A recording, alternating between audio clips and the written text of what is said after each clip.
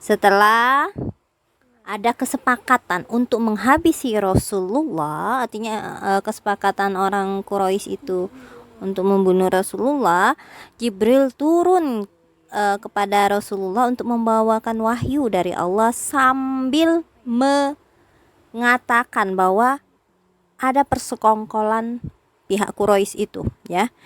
Dan Allah pun sudah mengizinkan kepada beliau untuk pergi serta menetapkan waktu untuk hijrah sambil berkata, "Janganlah engkau tidur di tempat tidurmu malam ini seperti biasa." Tuh ya.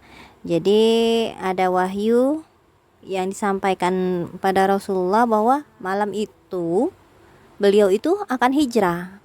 Dan dikatakan juga bahwa Rasulullah itu jangan tidur di tempat tidurnya, kayak gitu.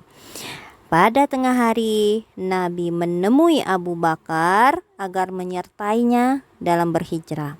Aisyah pun menceritakan kejadian ini dan berkata, "Tak kala kami sedang duduk di rumah Abu Bakar pada pagi hari, tiba-tiba ada seseorang yang berkata kepada Abu Bakar, ini ada Rasulullah yang mengenakan kain penutup wajah. Tidak biasanya beliau menemui kita pada saat-saat seperti ini." Abu Bakar berkata, demi Allah dan ibuku menjadi jaminannya. Demi Allah, beliau tidak menemuiku pada saat-saat seperti ini kecuali karena ada urusan yang. Setelah tiba di depan rumah Abu Bakar, Rasulullah meminta izin lalu masuk rumah setelah Abu Bakar mengizinkan.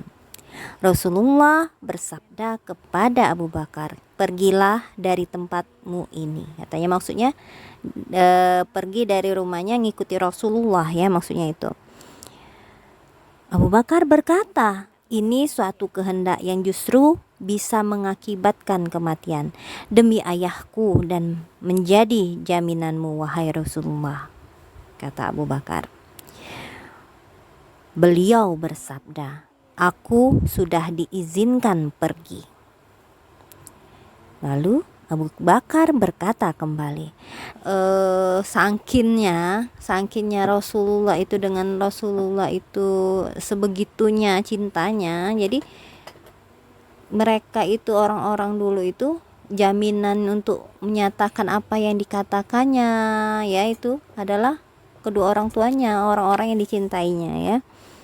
Demi ayahku menjadi jaminanmu, wahai Rasulullah, apakah aku harus menyertai engkau? Tanya Abu Bakar. Ya, jawab Rasulullah. Setelah merancang langkah-langkah untuk hijrah, maka beliau kembali lagi ke rumahnya menunggu datangnya malam. Jadi sampai malam Rasulullah itu, ya, pulang dulu. Pengepungan rumah Rasulullah. Siang itu para pemuka Quraisy membuat persiapan untuk melaksanakan rencana yang sudah ditetapkan. Ditetapkan di iya. Yang juga Rasulullah sudah ngerencanain hijrah. Iya, karena sudah ketahuan apa yang direncanakan oleh Quraisy itu sudah dikasih tahu oleh Allah melalui malaikat Jibril. Makanya Rasulullah merancang bagaimana caranya agar bisa pergi, agar tidak terbunuh oleh orang-orang kafir Quraisy. Oke.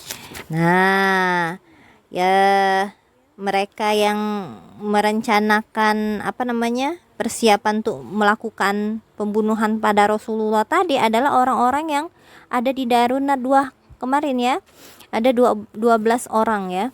Kalau di Darun Nadwah tuh suatu tempat, nama tempat. Nah, di sini yang akan melaksanakan rencana ini ada 11 orang. Abu Jahal, Abu Hakam bin Abul As, Uqbah bin Abu Mu'aid, An-Nadr Al-Haris, Umayyah bin Khalaf, Zam'a bin Al-Aswad, Tu'aimah bin Adi, Abu Lahab, termasuk juga Abu Lahab, Ubay bin Khalaf, Nubih bin Al-Hajj, Munnabih bin Al-Hajjaj. Abu Lahab yang kan ke-8. Lalu Ibnu Ishaq menuturkan, pada permulaan malam itu mereka berkumpul di depan pintu rumah Rasulullah, mengintip saat beliau sedang tidur, lalu siap menghampirinya. Jadi dilihat terus, diintip terus apa yang dilakukan oleh Rasulullah.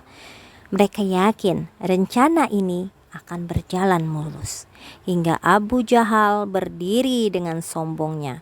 Dengan sinis dia berkata kepada rekannya yang mengepung rumah Rasulullah, sesungguhnya Muhammad pernah berkata bahwa jika kalian mengikuti agamanya maka kalian akan menjadi raja bagi bangsa Arab dan non-Arab.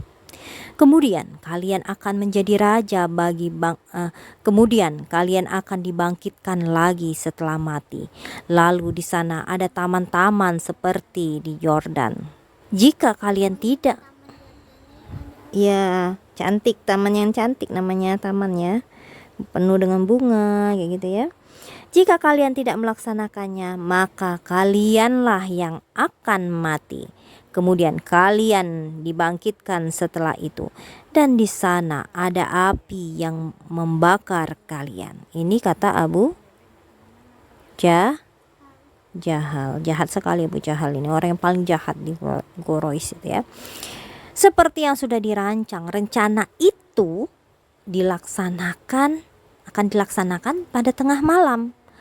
Nah ya, mereka terus berjaga menunggu saat yang ditentukan. Tetapi Allah Maha Kuasa atas semuanya. Di tangannya terletak ya langit dan bumi. Jadi bagi Allah itu sangat mudah untuk menggagalkan rencana orang-orang kafir tadi ya. Dia berbuat apa yang dikehendakinya. Dia melaksanakan apa yang pernah disampaikannya kepada Rasulullah.